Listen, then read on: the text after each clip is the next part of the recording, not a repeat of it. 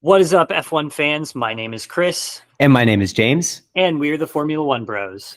Just two twins with a love of F1 to share our thoughts on everything in the world of Formula One.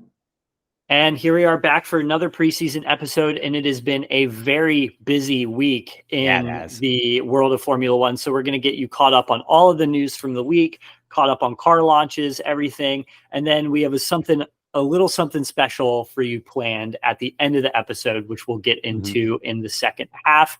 But let's get into it. First things first. So this is something that I'm incredibly passionate about that we haven't talked a lot about.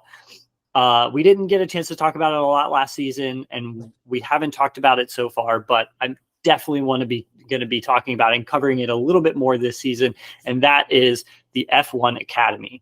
Yes. So for those of you that don't know what the F1 Academy is, the F1 Academy it's essentially kind of everything that the W Series was trying to be, but actually done in-house by Formula One. So it is an all-female racing series that is on the ladder to Formula One.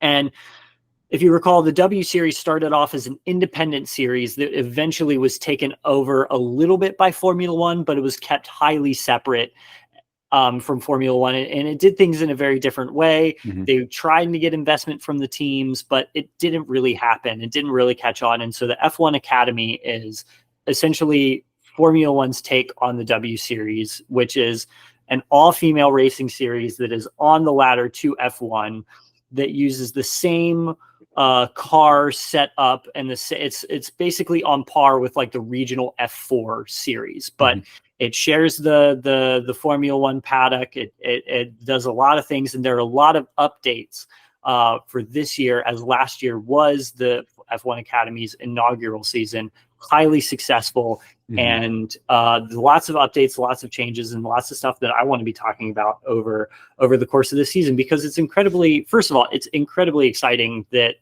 Formula One is taking ownership over giving women an opportunity to get in to climb the ladder into F1, and not just as a gimmick series, like, for just to say that they did it, but women that are very, very well deserving of, more than deserving of, spots in the F1 ladder. You have some incredible drivers. I mean, the defending champion Marta Garcia is incredibly quick and is just sensational to watch. Completely dominant last year in the inaugural season. She's the first F1 Academy champion. And it's going to be incredible, but there's a lot to get into with it. So starting off the 2024 season for them, there's going to be 7 rounds this year for the F1 Academy. They're going to start. How many were last year? I believe it was 6 or 7. Okay. So it's going to be 7 rounds. They're starting off the season. And the other thing too, this year, unlike last year, this year, all of the races are going to be taking place on the Grand Prix weekend. So last year, the race in the United States didn't, and there was a race at Le Castellet in France that obviously Formula One has stopped going to the French Grand Prix at Paul Ricard, but they held around at Paul Ricard. But this year, they're all going to be hosted on Formula One Grand Prix weekends, which is incredibly exciting.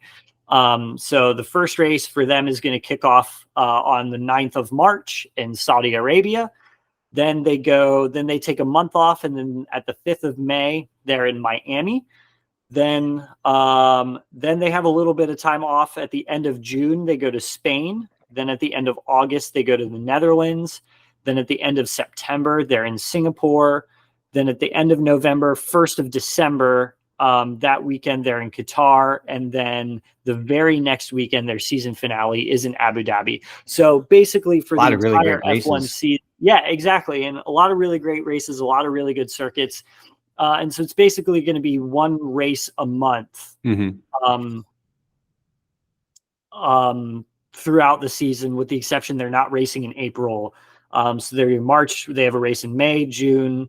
They don't have a race in July, August, September. They don't have a race in October. And then they have a back-to-back in Qatar and Abu Dhabi, which is which is really great. I mean, it's 7 countries, 3 continents, and they're all taking part on the F1 Grand Prix circuits during Grand Prix weekends. Another update, which is that it was announced at the end of last season, but all of the Formula One teams are going to have academy sponsored drivers. So drivers that are in their driver academy that will be running the team's livery, the F1 team's livery on their cars for their teams, kind of like how driver academy drivers in like F2 or F3 will run their team's livery. Like Williams does this, Red Bull does this, Alpine does this. Yeah.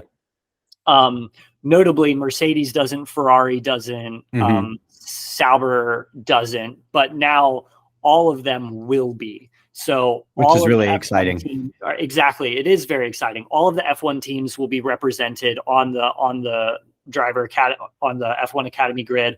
All of the F1 liveries will be. They're still going to be running the championship team names like MP Motorsport, Prema, ART. Those teams, but all of the F1 teams will have a driver and a livery on the grid and will be responsible for running those cars. Yeah. Which is super exciting that the F1 teams are getting into it, and it's growing their driver academies with some incredibly talented and quick drivers that I think 100% deserve to be on the grid. But there's some more. Sorry. Well, I was just going to say, and speaking of the getting F1 involved and growing this series, I think the coolest thing about this now is that drivers get points towards their super license for driving in the F1 Academy, which previously they didn't. But this year they will start getting points towards their super license, which means they could get into F3. F2 and eventually into F1, which I think is super awesome. It really shows that F1 and the FIA are really committed to diversity and really getting talent from across every part of the world, all genders and everything, and not limiting getting talent from just regional F4, F3, F2. But they're really making an effort to get talent from everywhere, which I think is really awesome. Yeah, I mean that's so true, and that kind of leads me to my next point. So that's that super license point system is one that is actually new for 2024, and the top 5 finishers in the championship all get points to their super license point. Finishing first gets you 10 points. Finishing second gets you 7 points. Finishing third gets you 5 points. Finishing fourth gets you 3 points. And finishing fifth gives you 1 point, which I actually think that is more points than the regional F4. I'm not sure if that's quite on par with F3. I don't have the actual numbers in front of me, but top 5 in the championship all get super license points, which is awesome. Another great thing that they're doing is they're having wildcard entries. And I'm reading from their press release. What they're saying is wildcard entries will be introduced to help make F1 Academy more accessible and strengthen the talent pool in the regions in which the series races. Race promoters will work with the F1 Academy to identify talented young women from their region and offer them a wildcard entry for their race weekend. At races where there is a wildcard entry, reigning team champions, Prema Racing, will operate the wildcard in addition to their 3 entries. Wildcard entries will be eligible to score points in the driver's standings. So it's not just hey, come race with us and have fun. They're a part of the championship, and they're running with the team championship team. So they're going to be racing for Prema, which is super cool. Yeah, I think that's incredible, and there nothing else like that exists in the feeder series, and it's good, and it'll be really interesting, and I think this is going to be really good at growing the talent pool from those countries. I think specifically within the U.S. there are so many talented female drivers that will now have a shot to race in that series.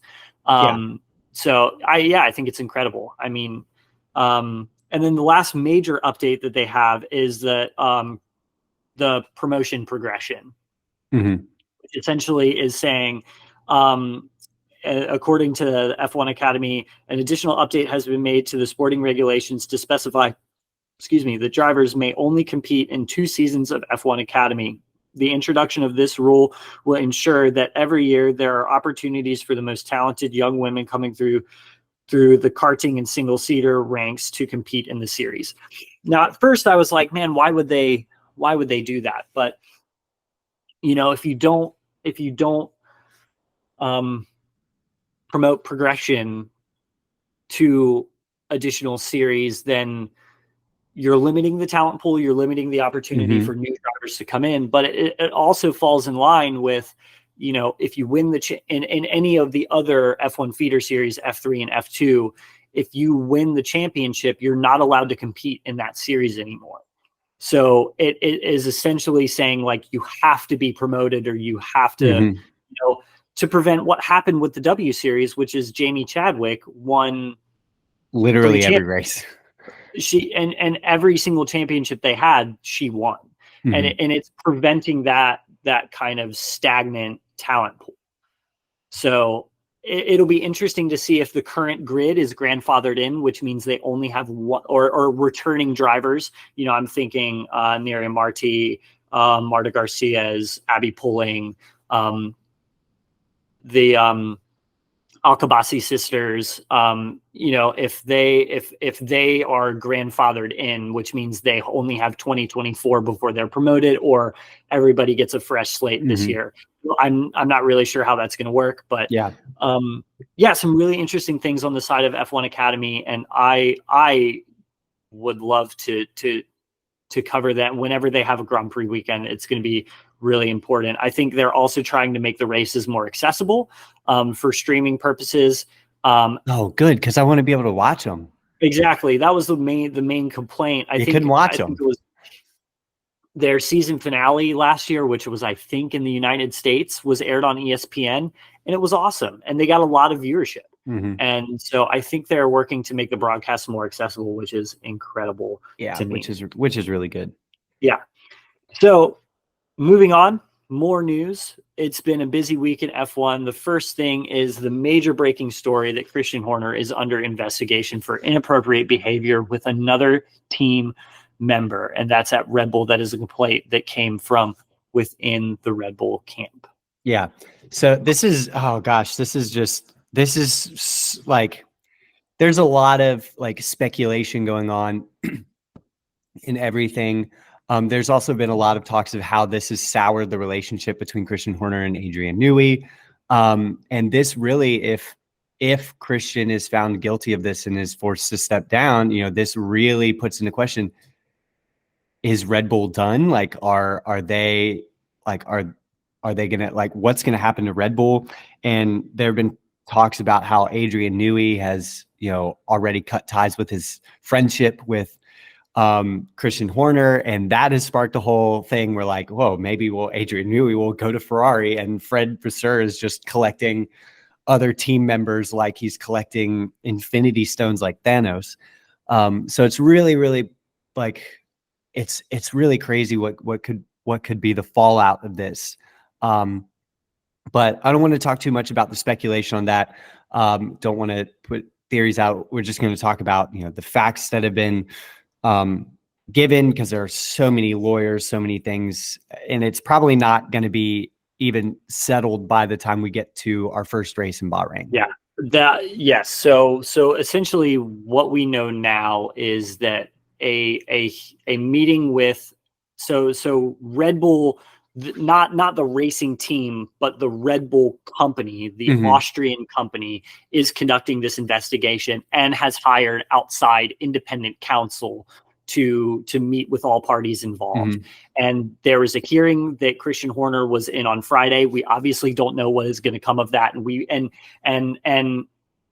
the Red Bull personnel have even said that we likely will not know anything before the car is launched, and we may not even know anything when the Formula One circus turns up to Bahrain for testing, or the Grand Prix. We may not know by then. So, but From my perspective, well, before I get into my thoughts, what we know now is this meeting took place on Friday. They're taking it very seriously. They've hired outside counsel, and it likely will not be resolved before it most likely will not be resolved before the car is launched. And there's a chance that it will not even be resolved before the first race of the season. Yeah. So, and that's about all we know. And I have to say, it has to be something serious, or it has to be something serious enough for the actual Red Bull company to get involved, especially when you look at all of the absolutely just abhorrently racist things that Helmut Marko has said and completely gotten away with. They let Helmut Marko do and say whatever he wants, and there's essentially no recourse. And now with these allegations, the actual Red Bull company is getting involved in investigating a personnel from the race team. So I think that goes to show you how serious this is and how serious they're taking it, which is a very good thing that they are taking it this seriously. And obviously we don't know what's going to happen. We don't know what the results are. And we don't even know what there's a lot of speculation around what the inappropriate behavior was, but the only thing that has been released it is inappropriate behavior. And I think it would be inappropriate for anybody, not just us, but anybody, to speculate as to what that could be. Yeah. I do know, having been trying to find a way to say this, it's not going to sound weird, but knowing the process that this type of trial and everything takes, they're going to move pretty quickly with this. And if there is evidence, now granted, this is on a huge scale, very, very famous, very, very wealthy, very, very powerful people. So that process may look a little bit different, but if there's a sufficient enough evidence, they're going to move quickly with it. They're not going to dilly dally. They're not going to say, oh, well, let's wait until after testing or whatever.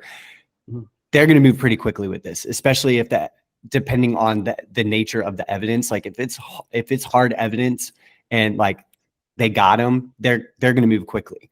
If there isn't a whole lot of evidence, or it's circumstantial evidence that isn't really, hard evidence, they're going to do everything they can to make sure that they're thorough, make sure that they have actual hard evidence. So who knows, depending on the nature of the evidence and the nature of the actions that happened, it may go quicker or it may not go quicker. So we don't really know the process that this will take. Yeah. And the other thing that you have to mention, that I think you mentioned briefly, is the status of these people. Like, Christian Horner is synonymous with Red Bull Racing. Red Bull does not exist without Christian Horner. Yeah, he's been the team principal from the very beginning, and that's such a high profile team, and he's such a high profile person that I think they're definitely going to make sure that everything is thorough. So, and we don't know what that looks like. And so all we're going to have to do is just kind of wait and see what happens. But it's good to know that the Red Bull company is getting involved in this. They seem to be taking it seriously, because if this is legitimate, then it needs to be dealt with very swiftly. And like you said at the beginning, it'll be interesting to see what the fallout is. Like, if Christian Horner stays at Red Bull, if Christian Horner doesn't stay at Red Bull, how involved in, obviously he's very involved in that team from a sporting perspective, and losing your team principal, especially somebody like Christian Horner, what he is to Red Bull, will definitely mean a lot. But, is it going to be one of those situations where, like, they get a new team principal and, it's just kind of like a next man up mentality, and they keep going at pace. It'll be interesting to see how big, if Christian Horner is removed from Red Bull, it'll be interesting to see how big those ripple effects are. I think the biggest ripple effect is going to be what happens with Adrian Newey, because there is a partnership clause in the contracts of Adrian Newey and Christian Horner that if one person leaves the team, then the other is allowed to leave with no explanation. So, if Christian Horner leaves, where does Adrian Newey go? Does he stay? Does he leave? And And I think that is the more interesting question, because it is no secret that Adrian Newey is the silver bullet behind the progress that they've made in turning them into such a dominant world championship force. Because, before Adrian Newey came on, they were like kind of vying for second and third in the championship with Ferrari. Like, it was always kind of a thing that they were just kind of like almost there, but not quite. They were always kind of underachieving. They would start the season slow and then progress greatly throughout the year, but they'd always start the seasons really slow. And now it just complete 180. So it'll be interesting to see what that team looks like in a post Adrian Newey era, if we do have a post Adrian Newey era. Yeah, and that's really going to be the question. It's Christian Horner. I mean, say what you will about his prowess as a team principal, but Adrian Newey is really going to be the cog in this whole thing, depending on where he goes. And I can totally see him jumping ship and Fred Vasseur being like, we've already got some of your guys over here, may as well come with us. We've got two incredible drivers. The history of Ferrari. just signed the biggest driver of all time. Yeah, and we have another championship caliber driver in Charles Leclerc. His story, a very historied team with crazy status in the world of Formula One. And I think that could be very enticing for Adrian Newey. But I can also in the same way that I could see him leaving Red Bull because of this, I could also see him staying and being like, well, if Christian leaves, I'll just stay because we're not working together anymore, because apparently their relationship is already soured. So I can see both happening. It would be interesting to see what will come of this. Yep. And that's unfortunately all that we can talk about, but without getting into too much speculation. So moving on, our last little bit of news that we want to cover is we've had 4 teams launch their cars this week. So, or at least four teams launched their cars, which means we've had 5 cars launched, a 6th livery in McLaren, but we won't actually see their car until February 14th. And yeah, you mentioned it briefly, and the biggest between all of these teams, the biggest word that and a thing that and trends that we're seeing is exposed carbon. Yeah. So we'll go ahead and order, talk about which we'll just go in order. It went Stake launched, and then Williams, then Alpine, and then Visa Cash App Racing Bulls. So we'll start with Stake. I think Stake, when they launched their car, I think they had a lot of black on their car, but I don't necessarily think it was exposed carbon fiber. I think it was black. I think it was straight up black, or it might have actually looked like a really dark gray. No, I think it was mostly exposed carbon. I think the carbon fiber looks different depending on what surface it's covering. Like, it looks different on an engine cover versus the nose cone because it needs different heating requirements and different strengths and stuff like that. So I do think it was mostly exposed carbon. If not, it's a very light matte black. Yeah, because at least when they launched it, it didn't necessarily look like fully exposed. Oh, well, I guess it's hard to see. Their pictures, you zoom in on the pictures and they're super grainy. Mm-hmm. Well, we will see the car more when they get to Bahrain. But aside from the exposed carbon, lots of black. What do you make of the livery? At first, I hated it when it first launched. The design, I hated the green. I was like, oh, this just looks bad. It's growing on me, though. It's growing on me. I think under the lights, the green is going to look really, really cool. Like Singapore, Bahrain. Yeah, Singapore and Bahrain. It'll look really, really cool. Obviously not as cool as like the chrome liveries that we saw of like Toro Rosso in 2017, 18, 19, the chrome McLaren, whatever. But it's growing on me. I think it's okay. I think I'll give it like a 6 out of 10. Yeah. And renders I think renders will never really do anything justice, but there were a couple clips of it on track at Spain. And I actually think it does look a lot better in person and on the track. It's definitely identifiable. Oh yeah. As they've created this brand. And talking a little bit more about the car, they've gone, and of course, all of these cars, what we're going to say, you take with a little bit of grain of salt, because we're not going to know a whole lot of detail until they actually run. But they, it was a legitimate 2024 Challenger that was launched, and it looks very aggressive. They're building off of some information that they gathered from 2023, but it is a lot different. It does look aggressive, and it's very clear that they are trying to stamp their name on, and they're trying to make this not just a transition era, but a definite, this is the stake F1 era. This is yes, it's only 2 years. Yes, it's a stopgap before Audi comes, but they're trying to make it as purposeful as possible, unlike another team on the grid right now. But they are, they're being very aggressive. They just hired James Key, who has not had a lot of specific influence over this car, but has given a lot of good philosophical ideas of their aero platform. It just looks aggressive. And I think, if they can get their drivers, particularly Valtteri Bottas, performing up to the level that I think we know he can, because he had a pretty anonymous 2023 season. I think they're in for a really, really good season, and the car looks great. It's aggressive. Yeah. Well, the next car to be launched was Williams, and I have to say last year's car looked fantastic, and I didn't think that they were going to make it any better, but this year somehow they did. Yeah, I think the Williams car this year looks awesome. It looks so good. They're definitely building off of the success that they had last year, and I mentioned before they were launched that it's probably going to be a little bit different, but it's going to be in the same vein. They're trying to they have an identifiable brand that they have, and they've definitely done that. The livery looks great. I love that they've kept the Duracell battery on the air intake. And they don't have a whole lot of exposed carbon fiber either. It's not a whole, it's a very dark blue, which the trend of going, darker and darker is the case, but it looks great. We didn't see an actual car though. It was the 2023. They put their 24 livery on the 2023 car. Yeah. So we can't say a whole lot.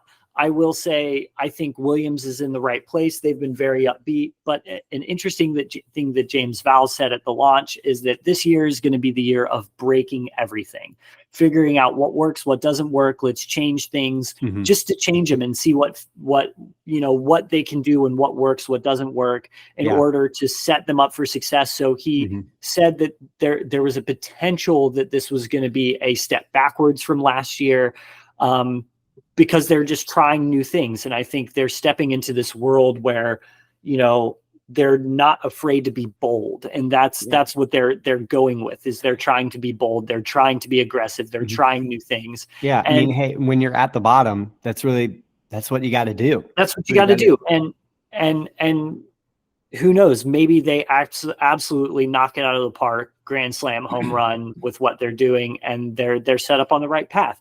The other thing is they talked a lot about Logan Sargent's development, and he mentioned himself that he felt like he was not prepared for the length of the season that it was, because, he got ill in Bahrain or in Qatar, and he was talking about how he just wasn't prepared for the length of season that they had. So he's completely changed his fitness regimen. That's all he's been doing this off season, has just been training. He looks bigger. He's put on something like 10 to 15 kilos of weight. So I think, he very well could take a huge step in performance, which he's going to have to, if he wants to renew his contract again. He's going to have to take a step up in performance. He scored 1 point the entire season. Yeah. So especially with the possibility of Alex Albon leaving, which now we know he's under contract for Williams in 2025. I don't know why there was confusion that he wasn't going to have a contract, but apparently he does have a contract for 2025. Who knows what is going to happen with Alex Albon? Yeah. And that brings us to the next team to launch, which was Alpine. And at first, when I first saw the livery, I was like, ooh, this design looks cool. And then I realized exposed carbon fiber. Pretty much the entire livery is just exposed carbon fiber, and it looks bad. It just looks horrendous. And they always do that pink special, which they have this year for the first 3 races, but it doesn't look any different. And it just looks bad. Like, and they did a dual launch with their World Endurance Championship car, and that looks like a proper Alpine. Yeah. It has that electric blue. The car looks beautiful. It's an amazing livery. And then you have this F1 car that Looks is just literally just bad. exposed carbon with a couple blue stripes on it. And it just and a bunch of stickers. It just looks horrendous. Mm-hmm. And it's so bad. And we're going to take a pause here because the last team to launch this week didn't have a lot of exposed carbon. And I want to talk about exposed carbon because here's the thing.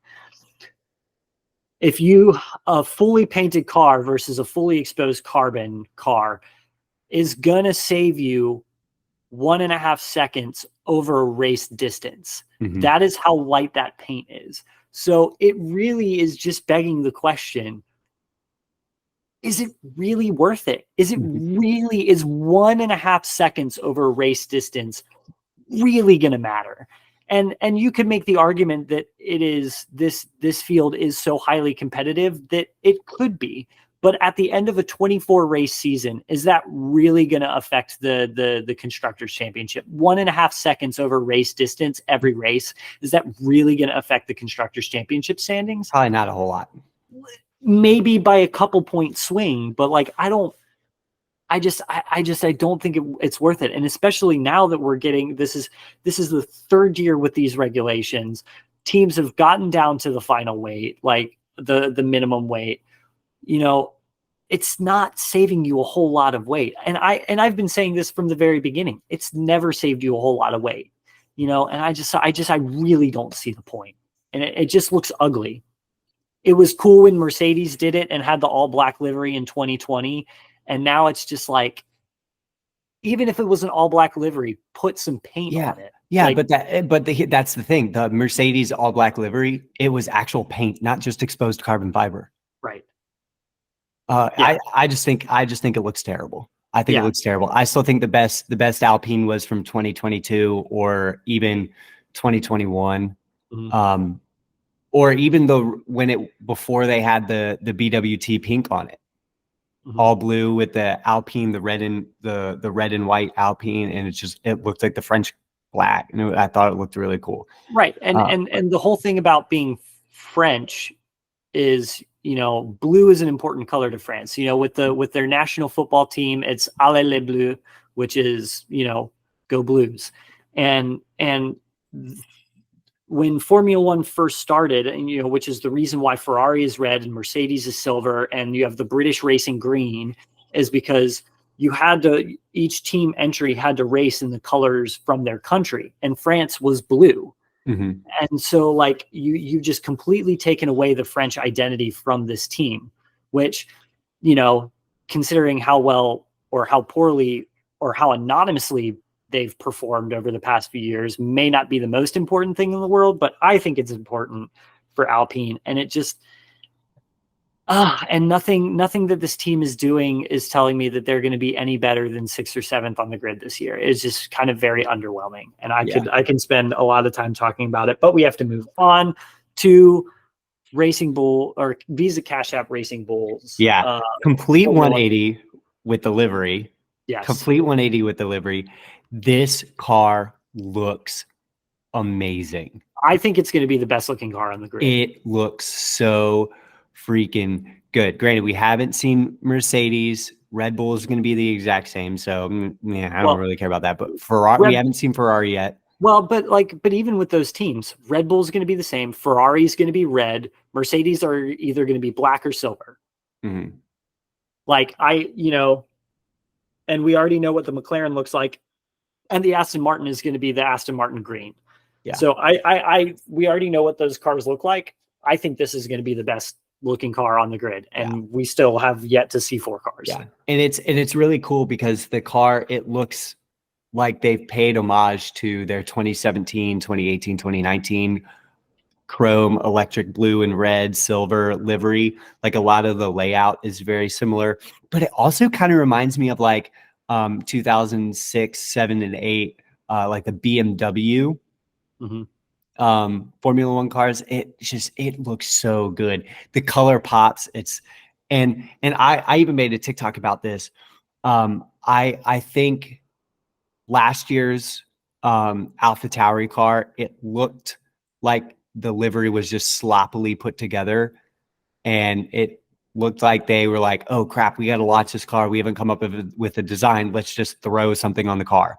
Right. This And looks like very meticulously planned. It looks very cohesive. It doesn't look hectic. It doesn't look like a child created the car. It doesn't look like a toy. It looks like a proper racing car. Yeah, and even the Orlan Red, like last year, the Orlan Red was just like, we have this really, sloppily put together car, and like, oh, we got to throw specks of red on it because Orlan is our title sponsor now. Mhm. But it's actually really well integrated into the livery this year. Yeah. And it looks fantastic. The only thing is that the white section across the front of like the nose cone, I think looks a little boxy, but I can forgive that because it actually is a fully painted car. Like, it's not just randomly exposed carbon or, random stuff. But the livery is the only bright spot for me with this team. We've talked about how their team name is a marketing exercise. They're desperately trying to be, and they're in such a weird place because they're desperately trying to be and build this reputation as their own team. They're doing their own thing. They're competitive, yada, yada. But everything else that they're doing is just like, oh yeah, we're closer to Red Bull than ever, which, by the way, has its own controversies, which Zach Brown and McLaren are leading the charge on, like questioning their customer relationship. And so there's controversy around that. I mean, it was the same controversy with the pink Mercedes of 2020. Right. Or the ongoing thing with Haas and Ferrari. But you could say that if that was an issue, then why have Haas been performing so poorly?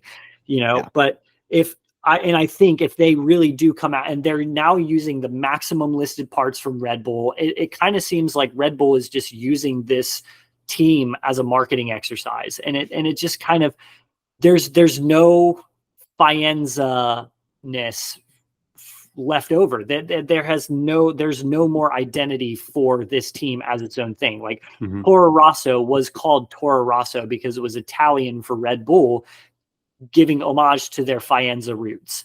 And they had so much, and now that they have this annex at Milton Keynes. There's so much more that is being controlled by Red Bull, and it just kind of feels like a big marketing exercise for Red Bull. And I really hate the direction this team is going and everything that Red Bull is doing with it. Yeah, I totally agree. But hey, their car looks great. Their car looks great. And you know what? If they come out and I don't think that they're going to be fighting for race wins, but if they're, looking like their 2018, 2019 selves, where, they're qualifying and racing for good, legitimate points week in, week out, good for them. But I just, that the relationship with Red Bull for me, I have a lot of questions about, but that wraps up all of our car launches for the week. We have Aston Martin coming up on Monday. Tuesday is Ferrari, and Wednesday we have the Mercedes and McLaren, but we've already seen the McLaren livery, so we're going to actually get to see their car. And then Thursday, and last but not least, is Red Bull. So that'll be very interesting to see.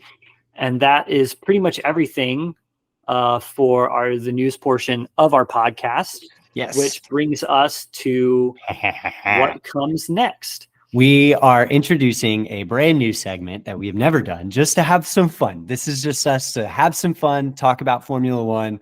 Has nothing to do with anything going on currently in Formula One. It's just for us to have fun. So and in the spirit today is the Super Bowl, 49ers versus the Kansas City Chiefs. Before you introduce the segment, this is a segment that we're going to be doing. This is something that we're doing every week. This is an updated format for our podcast. We're going to be talking about the news, and then we're going to just be talking every week. We're going to end the podcast talking about Formula One in the way that we as fans like to consume Formula One and talk and discuss about it. So without any saying, here's what we're doing today. With today being the Super Bowl, San Francisco versus the Kansas City Chiefs, we are going to do a draft, not NFL draft, but we're going to do a draft of the best Formula One tracks of all time. The parameters for this, the way that we were thinking about this when we were drafting the list, is just how iconic is the track and was the racing there good? That's pretty much all the parameters that we talked about. There's also something to be said about the fan environment as well. The fan environment. Like, you know, because there are some tracks that you go to that just everybody talks about. All of the drivers talk about these fans are just the best. They're absolutely nuts. They love F1. And the other parameters is they had to have hosted a Formula One championship Grand Prix, a championship race. So, for example, the Indianapolis Motor Speedway oval version cannot be considered because it was not a championship event, or it was at one point, but it was done in coalition with IndyCar. You know, there are some other tracks on here that were not championship events that we cannot consider. And the other thing too is a lot of these circuits have had multiple layouts, so you have to specify which layout you are talking about. Yes. So do you want to go first, or do you want me to go first? Who gets first pick? Do you let's do rock, paper, scissors. Okay, here we One go. shot. You get rock, paper, scissors. And 2, 3. Oh. Dang it. 1, 2, 3. I win. I get first pick. Okay. And with my first pick, first round, first pick, I have to go with Suzuka. Ooh, Suzuka. It just has to be. There are fewer, more iconic F1 tracks than Suzuka. Cool. You just have to pick Suzuka. Okay. Well, if you're going to do that, I'm going to also stay in Asia, and I'm going to go Sepang, Malaysia. Dang, that was okay. All right, so that was your first round pick. So first round, Suzuka and Sepang. My second round pick is going to be Interlagos. Oh, that was going to be my second round. Okay, Interlagos. Okay, so my second round, I'm going to go not the Nordschleife, but the Nürburgring, the layout from the last Grand Prix that they had there in 2013. So the Nürburgring. Great. So you're doing the Grand Prix layout. So my third round is actually going to be the Nürburgring Nordschleife. Okay. I mean, the original Green Hell, like you cannot get more. And not only just with F1, it's one of the most iconic tracks in the world. Yeah, that's true. My third round, let's see. I'm going to stay in Germany, and I'm going to go the Hockenheimring, the most recent layout from 2019. Interesting. Hockenheim. Okay. Man, I miss that track. I like my German tracks. I miss that track. Nothing will beat the 2019 German Grand Prix. Oh my God. Well, that's one of the reasons why I picked it. That's one of the best Formula One races that we've seen in history. Okay, so starting off the fourth round, I have to go with the classic, the current layout of Spa-Francorchamps. Oh, dang, that was Belgian Grand Prix. One of the most iconic tracks, and which makes it all the more sad that F1 it's for the last 5 years, it's been on the F1 chopping block. Which is stupid because it's such an iconic track. Yes. All right. So for my fourth round, I am going to go. I also like my tracks in Asia. I'm going to go Fuji. The Japanese Grand Prix from 2000 and the early 2000s. Yeah, that was on my and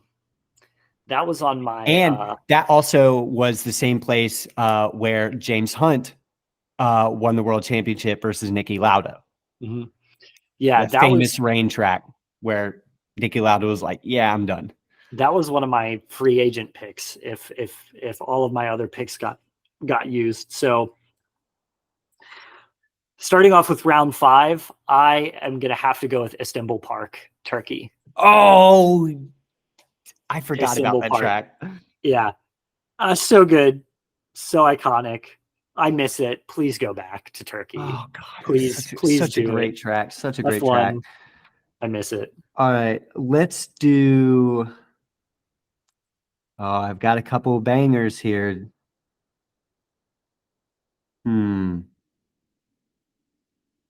I'm gonna go.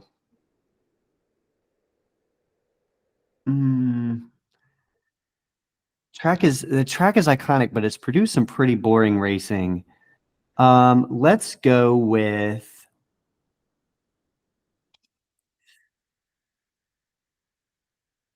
Oh, I'm gonna go with Singapore. Yeah, the new 2023 The new layout. 2023 layout, Singapore. It's one of That's the. good. It's the only street circuit I like. I hate street circuits. It's the only one I like. Yeah. And then starting us off round 6, I initially did not even have this track on my list, but I cannot believe it's fallen to the 6th round. And that is Monza, the Italian Grand Prix. Can't get much better than that. It's was going to iconic. be my pick. It is some great racing. The Tifosi are incredible there. Yeah. Just amazing. I mean, and talk about, I mean, Formula One doesn't exist without Monza No. and Italy. It just doesn't. Well, I'll keep it in Italy. My 6th one, I'm going Imola, but I'm doing the early 2000s layout of Imola. Mm-hmm. So not the current Tamburello the, chicane. Well, it does have the Tamburello chicane. It does have the Tamburello chicane, or that, yeah, that's the first corner series, right? Mm-hmm. Yeah, it does have the Tamburello chicane. It's just the last sector leading up to the start finish line. It had another chicane in there, and you came at the start finish line from a different angle. You didn't just come out of the last 2 corners and then just kind of go around that bend. Mm-hmm. You went straight chicane and then came at it at a different angle. Oh, that's right. Mm-hmm. Okay. So the cool. 2000s Imola. So with that, let's just and then why don't we, before we recap what we have, why don't we go over any other tracks that we had on our list, what I'm calling free agent picks. Okay. What did you have? I'll just list them out. I had Magny-Cours. Ooh, I forgot about that one. I had Magny-Cours. I also had Austria. Austria is iconic. Every single race there that we've had is a banger. I had the new layout of Catalunya.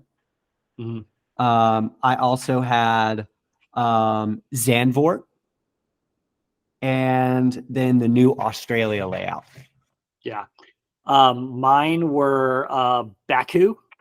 A very recent addition to the Grand Prix world. I had the new 2023 Singapore layout. And then Bahrain, just a classic, one of the first and most iconic Hermann Tilke tracks. Now, which layout? The original Grand Prix circuit that they race on today, not the endurance circuit, not the Sakir circuit, the original Grand Prix circuit layout. Then I have Valencia, the street circuit, which held the European Grand Prix. Montreal, which I think is a great track. How did I forget that? But see, I would have picked it, but I couldn't justify picking that over like Monza and Spa, you know. And then Shanghai, China, the Chinese Grand Prix. Oh yeah, you know, yeah. It's just a great track, and the fans in China are great. I'm really excited that F1 is finally going back to China for the first time since the COVID pandemic. So let's recap now what we have. So round 1 looks like my pick is Suzuka. My pick is Sepang. Mine is Interlagos. And then second round for me is Nürburgring. Third round for me is the Nordschleife. Third round for me is Hockenheim. Fourth round for me is Spa. And fourth round for me is Fuji. Fifth round for me is Turkey. And fifth round for me is Singapore. And then rounding us off, the sixth round for me is Monza. And then 2000s Imola. Great. That pretty much concludes that concludes our draft, and that concludes what we have for this episode. So please let us know who you think has the better team, and let us know if we missed any circuits, because there are so many to name. But let us know what we missed. Let us know who has the better team, and be sure to like and subscribe and all of that jazz. Yep. And we'll see you next time. All right. Let me stop recording. Manage recording. Stop recording. Stop.